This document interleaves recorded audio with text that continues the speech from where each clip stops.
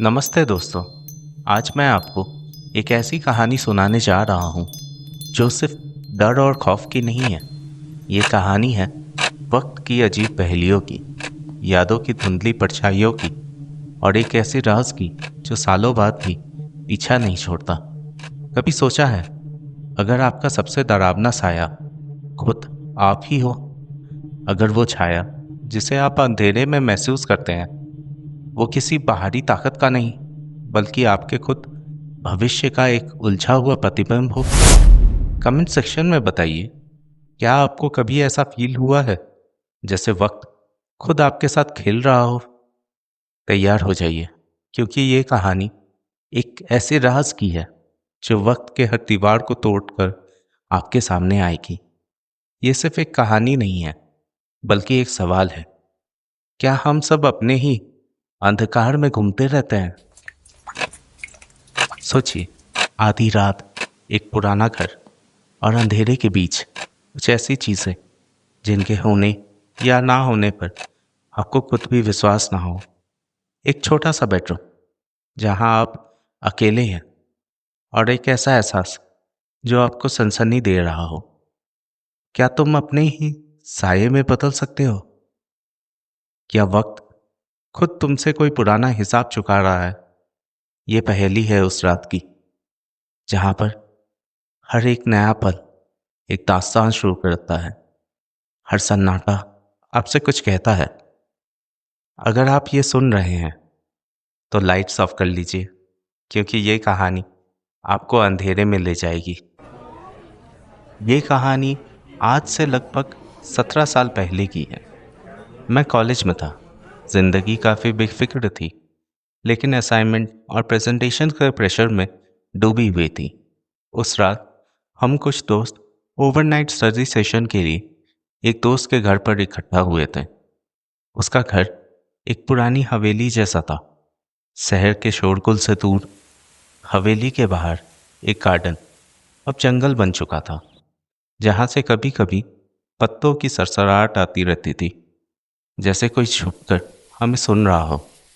Dining table पर दोस्तों की हंसी और चाय की खुशबू थी, लेकिन मैं अपने प्रोजेक्ट को लेकर थोड़ा पगला रहा था।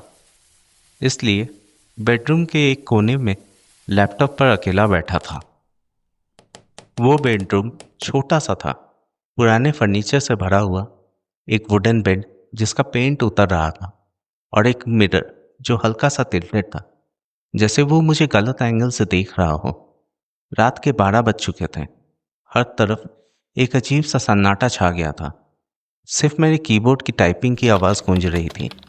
हर क्लिक एक पल के लिए मेरे कानों में गूंज जाता, जैसे वो मेरे अकेलेपन का शोर हो।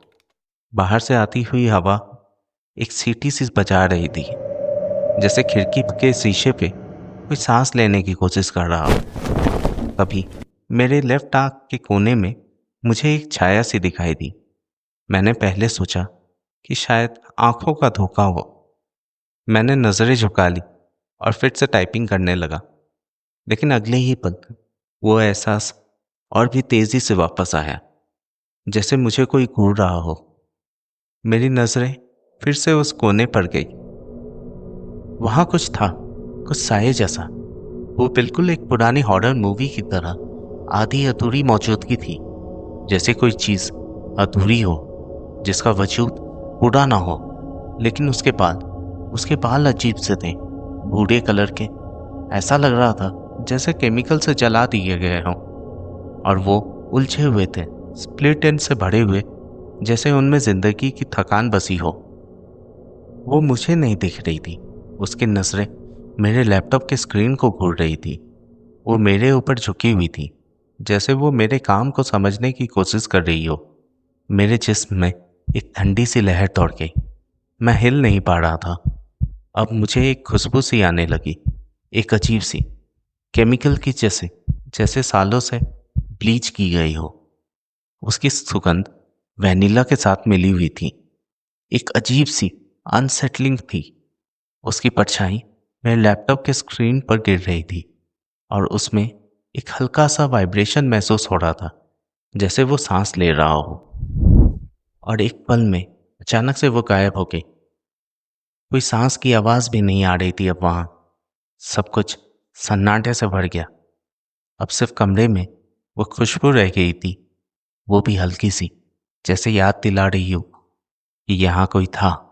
मेरा दिल जोरों से धड़क रहा था, जैसे कोई ड्रम बजा रहा हो। मेरे सांसें थम रहे थे। मैं उठा, लेकिन मेरे पैर जमीन से नहीं जुड़ पा रहे थे।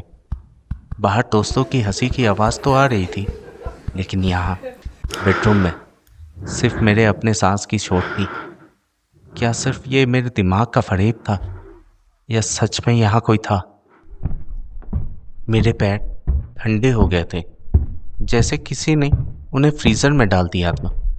मेरी सांसें रुक रही थी। मैं सीधा डाइनिंग एरिया की तरफ दौड़ने लगा। रास्ते में कॉरिडोर की दीवारों से हल्की सी ठंड महसूस हो रही थी, जैसे उनमें कोई सांस निकल रही हो।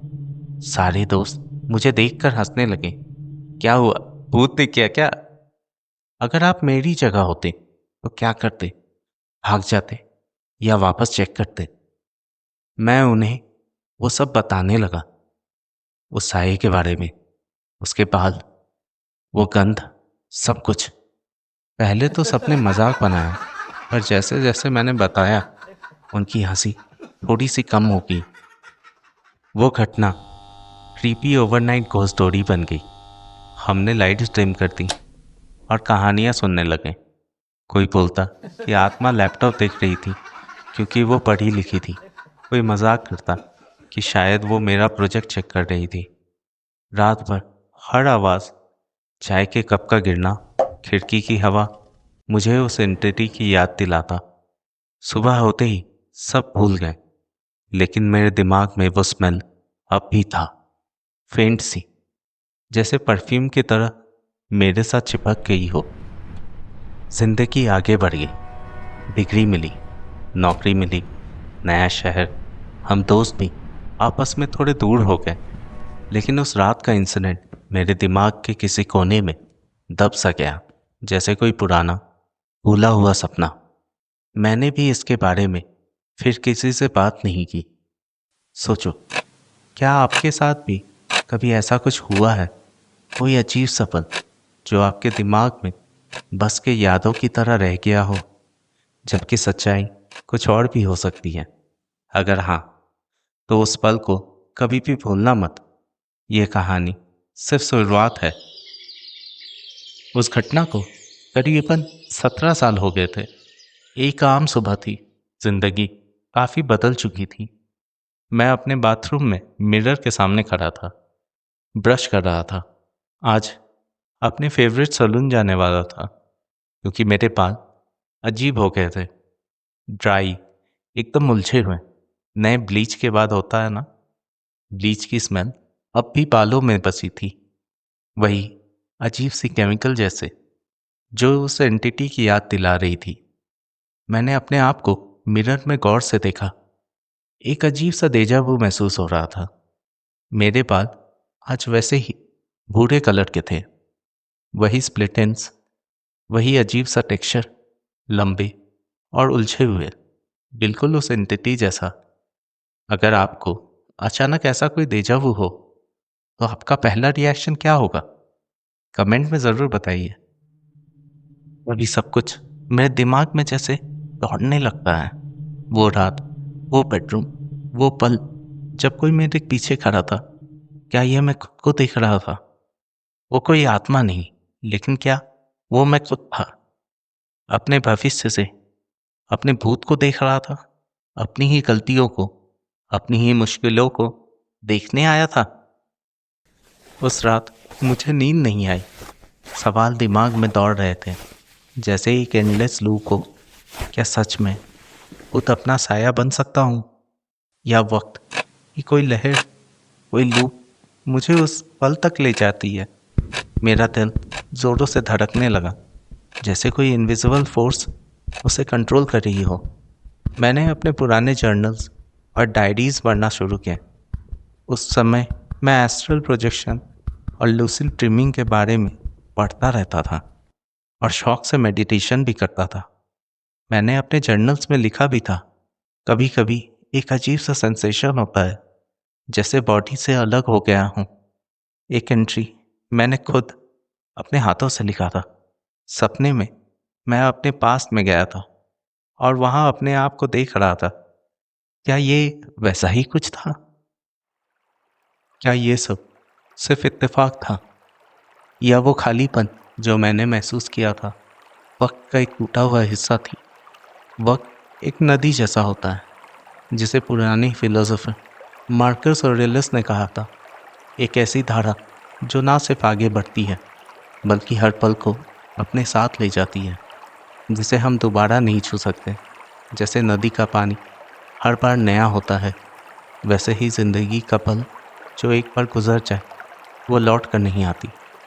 पर इस कहानी में ये नदी मानो एक अजीब सा मोड़ ले रही हो, जहाँ मेरा भूतकाल मेरे आने वाले कल से टकरा रहा हो। मुझे लगने लगा था जैसे ये कोई चेतावनी थी, जैसे मेरे बालों का बिगड़ना सिर्फ एक छोटा सा इशारा हो किसी बड़े संकेत का। मेरा गलत फैसला, पछतावा या नाकामी एक छाया बनकर मुझ पर ही मंडरा रही थी। क्या उस रात मेरे भविष्य ने मेरे अतीत को देखा था, या मेरे अतीत ने मेरे भविष्य को देखा था? रात और गहरी हो चली। बेडरूम में वही सन्नाटा सा छाया हुआ था। एक पल के लिए मैंने पीछे मुड़कर भी देखा, कुछ नहीं, पर हवा में वही ब्लीच की स्मेल फिर से लौट आई, जैसे वक्त की नदी मुझे उस पल का फिर से एहसास करा रही हो।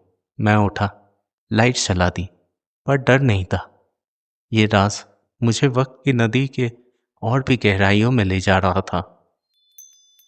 तो दोस्तों, सोचो ज़रा, क्या हर वो साया, हर वो एहसास जो हमें रात के सन्नाटे में छू जाता है, किसी और का नहीं बल्कि हमारी अपनी अधूरी तस्वीर है? क्या हम हर पल में अपने फैसले और पछतावों के बोझ के साथ खुद एक छाया बन जाते हैं? वक्त जो एक नदी जैसा है जो हमें आगे ले जाती है, पर शायद उसके लहरों में हम अपने ही अतीत या भविष्य से टकरा जाते हैं। शायद हमारा सबसे बड़ा डर यही है कि हम अपनी ज़िंदगी के अंधकार से कभी पूरी तरह से निकल नहीं पाएंगे। अगर कभी आधी रात को अपने पीछे किसी की परछाई महसूस हो, तो रुक कर जरूर सोचना, शायद ये वक्त की नदी का कोई मोड़ हो जो तुम्हें तुम्हारी ही तरफ खींच लाया हो। शायद तुम भी बिना जाने अपने ही साये में बदल चुके हो। अगर ये कहानी दिल को लगी हो तो लाइक करना, कमेंट में अपने एहसास को शेयर करना मत भूलना। चैनल को सब्सक्राइब करके सपोर्ट भी कर दिया करो। अगली बार एक नए राज के साथ फिर मिलेंगे। गुड नाइट, या शायद स्वीट ड्रीम्स।